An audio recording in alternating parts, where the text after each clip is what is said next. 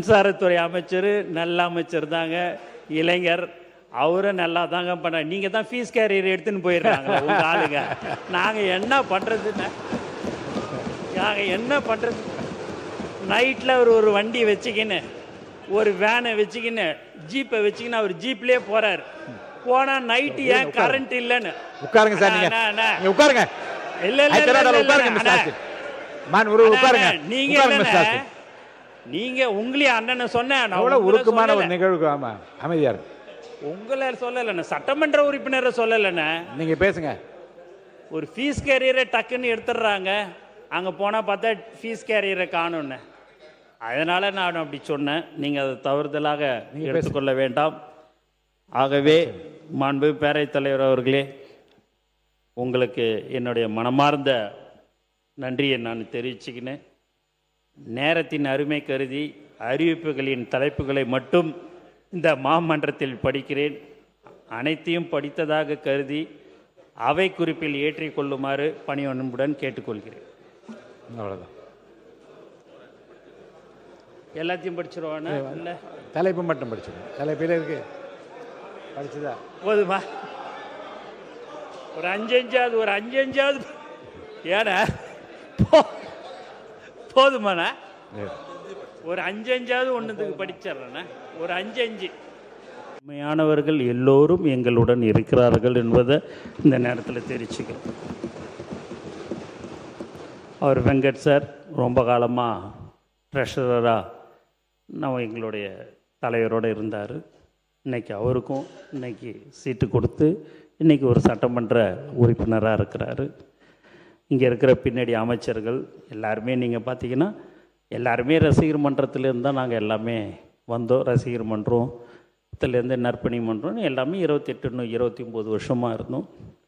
அதனால தான் நான் சொன்னேன், ஒருத்தவங்கள கூட யாருமே இப்படியும் இழுக்க முடியாது, அப்படியும் இழுக்க முடியாது. எந்த இடம்னு பார்த்தா தலைவர் தளபதின்றது மட்டும் அவர் கூடயே தான் வாழ்நாள் முழுவதும் சாகும் வரை தலைவர் தளபதி கூட தான் நாங்கள் எல்லோரும் இருப்போம்.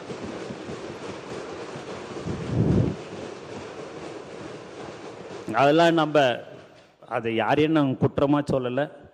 அதை எல்லாத்தையும் விட்டு நம்ம மக்களுக்கு என்ன தேவை, மக்கள் பிரச்சனை என்ன என்றதெல்லாம் நீங்கள் ஆக்கப்பூர்வமாக எங்ககிட்ட சொல்லுங்கள்.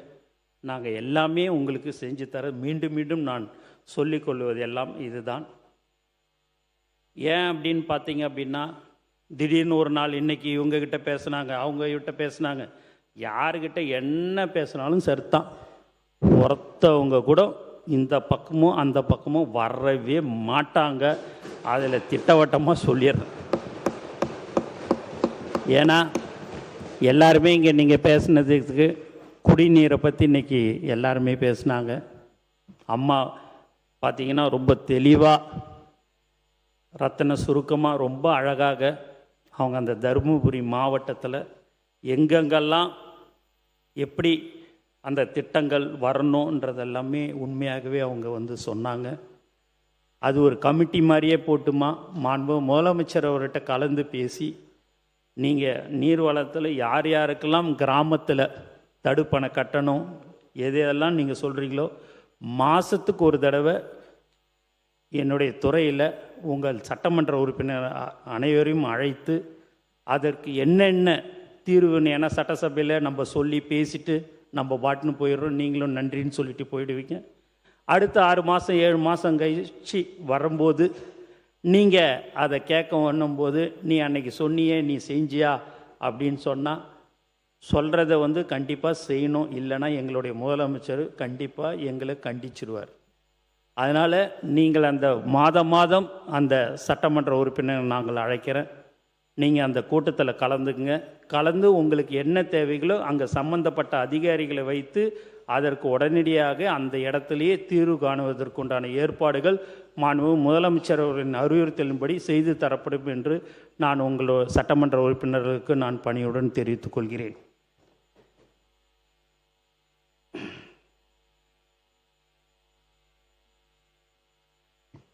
மேலும் அவருடைய தலைவருடைய உழைப்பில் தான் நாங்கள் எல்லாமே இருக்கிறோம். அவர் 32 வருஷத்துக்கு முன்னாடி கஷ்டப்பட்டு, அவங்க அப்பா கஷ்டப்பட்டார், ஆனால் இவர் தங்கத்தட்டில் வச்சு தான் அவங்க அப்பாவும் அம்மாவும் பார்த்துக்கினாங்க. ஆனால் இன்றைக்கி காலையிலேருந்து நைட்டு வரைக்கும் சிந்தனை அங்கே ஓடுறது இங்கே ஓடுறதுன்னு ஓடிக்கொண்டே இருக்கக்கூடிய ஒரு தலைவராக எங்கள் தலைவர் தளபதி மக்களுக்காக இருக்கிறார் என்பதை தெரிவிச்சுக்கிறோம். அவருடைய உழைப்பில் தான் நாங்கள் இன்றைக்கி எல்லாமே சட்டமன்ற உறுப்பினராகவும் அமைச்சர்களாகவும் இருந்து கொண்டு இருக்கிறோம்.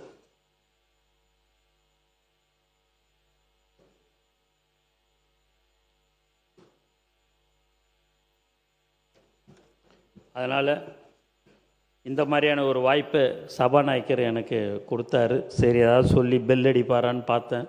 சரி, சுவாரஸ்யமாக இருக்குது, உண்மை கதை தான் சொல்லுடான்ற மாதிரி சொல்லியிருக்கிறாரு. அதுமாரி என்னுடைய முன்னாள் அமைச்சர் ஜனாப் சிஎம் அஷ்ரஃப், என்னுடைய அமலூர் மேல்நிலைப் பள்ளி முதல்வர், எனக்கு வாத்தியார் எஸ்ஏ லூர்சாமி மற்றும் ஜான் சார், விஷ்ணு சார், எல்லாருமே அவங்களுக்கெல்லாம் நான் கடமைப்பட்டிருக்கிறேன். எல்லாத்தோட என்னைய நான் ஒரு சாதாரண ஒரு ஆளை இன்றைக்கி ஒரு அமைச்சராக இன்றைக்கி அமைத்திருக்கிறாரு. மீண்டும் மீண்டும் எத்தனை ஜென்மம் எடுத்தாலும் தலைவரோடு நான் எப்படியாவது இருப்பதற்கு என்ன வழியோ அதுதான். எத்தனை ஜென்மம் எடுத்தாலும் கடவுள்கிட்ட கேட்டுக்கிறது. அவர் எங்களுக்கு கடவுள் கொடுத்த வரம் எங்கள் தலைவர் முதலமைச்சர். வாழ்க்கையில் மறக்கவே கூடாது.